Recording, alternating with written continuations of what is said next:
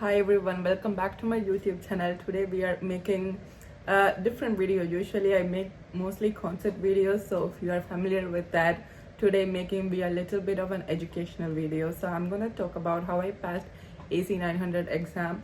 It's a Microsoft exam if you never heard of it. So and how you can do it. It's pretty simple, straightforward, but yeah, I will be talking about my AZ-900 experience. And I also did take after that, like I did AZ-900 around October last year in 2024, and after that I did take other more 3 Microsoft exam and I passed all of them, so I kind of have much experience taking a Microsoft exam. Yeah, how I got these opportunities, I'm part of a lot of organizations, so I was able to take it for free. But if you are paying for it, I would recommend study. It's the concept aren't that like hard, but I would say I was very beginner when I was taking the exam, so it required me to study. At least like I studied fully 3 days for it to prepare myself. Before that I didn't even know what Azure is. So if you are there like me, then you are at the good video. First, what you want to do is go to Microsoft Learn profile. If you don't know what Microsoft Learn is, you are missing out. That's where I learned a lot of free stuff. So I think it's a great resource to study. So make sure you go to, like, you don't just search up AZ-900 study material. Microsoft Learn will show up, and just click the first link. I also will link that in my bio, so you can just click and go directly to study material. I'm just gonna follow my iPad here and like talk about it. And there is you see, and you could go to AZ-900 study guide, and you will see how Microsoft is actually scoring you. And they are actually scoring describe the cloud concept around 25 to 30%. So basically how the questions will be, for example, like a customer has more control, what kind of service is it? It's going to be infrastructure as a service. Customer has a less control of deploying and stuff. So what kind of service is that? It's going to be software as a service. So you need to understand the core concept of how it's worked, especially infrastructure as a service, platform as a service, and software as a service. For example, if it's like an infrastructure as a service, you are basically renting the server and network, but you will building up from there on your own. So you have the most control of it. It's like you are renting a land, but then you are building your own house. You know what I mean? The land is you are rented, but still you are building the own house. So it's literally like you have control of how you are building the house. So infrastructure as a service, platform as a service, like it's like you already have like a platform already, like the word mentioned, platform as a service. You have the platform, but you will be just, for like as example, you already have the house, but you will be bringing stuff like chair, tables and stuff. So now you have a control, but you have a little bit of control.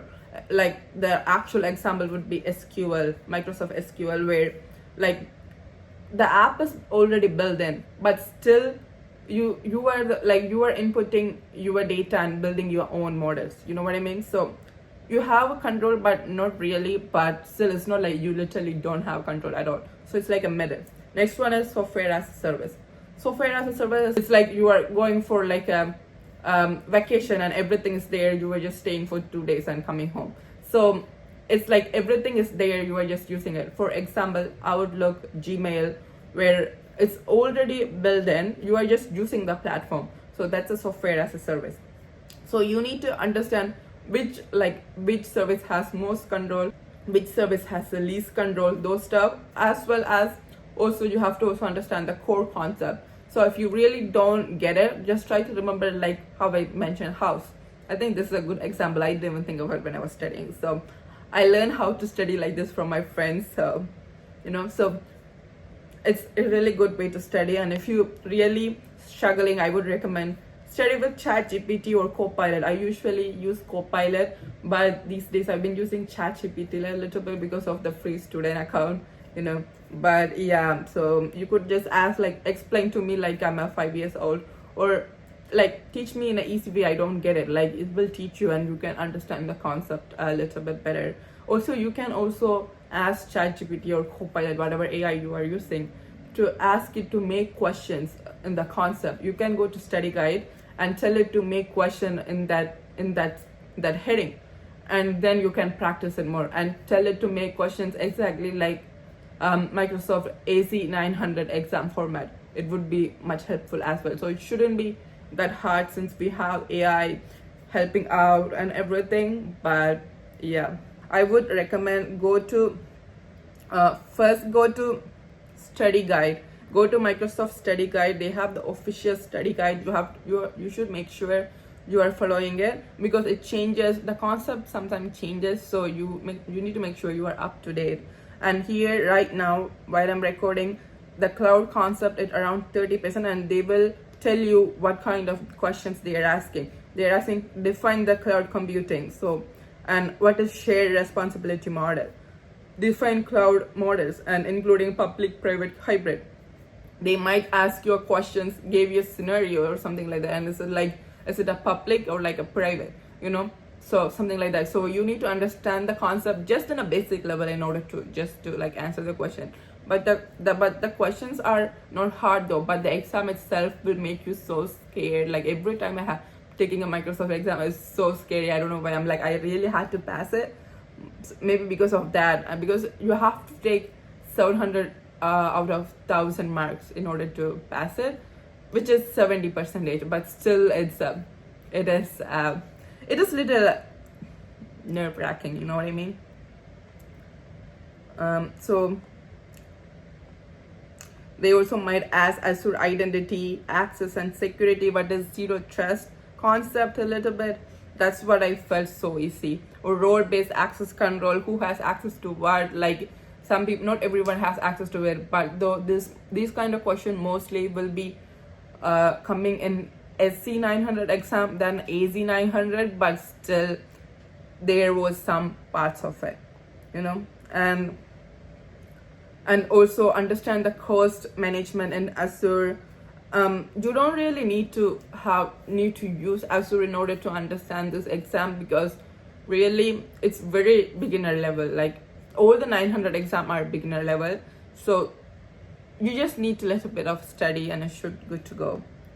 Most of the question for me is they might ask around 30 to 28 to I think 35-40 questions, depends on. But the amount of, if you see same type of questions again and again and again, like same concept, that means all those questions gonna be worth around 30% to 35%, because every concept has like a percentage how much it's going to worth. Even though you might get all the concept, like that won't be possible if you want to pass, but like most of the question wrong in one scenario, like one section. Let's say if you just get higher on other section, it would still match it up, because it's for not how many questions you are getting right, it's more about how much concept you are getting right. So it shouldn't be that hard, but I wish you all good luck. I'm pretty sure you can do it, because hey, I was able to pass, and I literally didn't even know what cloud computing is before taking it, and I was able to do pretty well. I got around 800 out of 1,000, so I think I did really well. So yeah, you can do it too.